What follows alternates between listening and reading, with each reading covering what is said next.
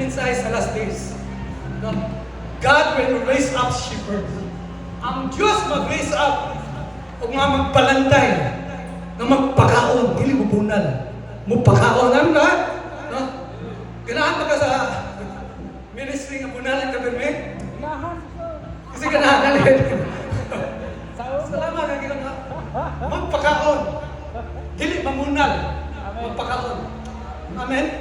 Ang Diyos, dato sa kaluwan.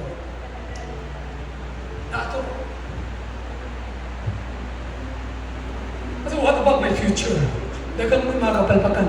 That's why He's rich in mercy.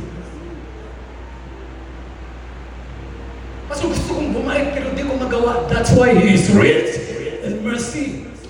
Amen? That's why He's rich. Kung dato ang Diyos sa kaluwan.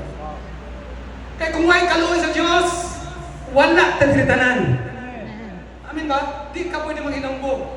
Ako ba sir, no? Di ko kinalang kaluwan sa Ginoo. Church, listen. If you think you are perfect, if you think mong behavior sakto tanan, mong behavior mong di ka masayop, then you don't need God's mercy. Di ka kilala kaluoy sa Diyos kung nagtuo ka nga perfect mong behavior. You have it all together. Naasay mo tanan. Kung nagtuo ka nga ka, then di ka kilala grasya sa Diyos. Di ka kilala mercy.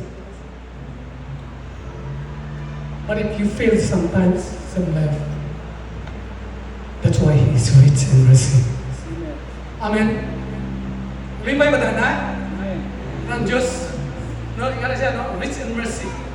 Dili siya Diyos na ihik sa mercy. He is rich in mercy. Nga siya kadato. Remember, His mercy is greater than your biggest mistake. Amen? Amen ba? It's bigger. So excited na pag wali na grasya mo kayo. Magkayo-kayo.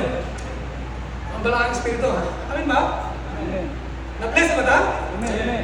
Okay, pwede na. 30 minutes introduction, ha?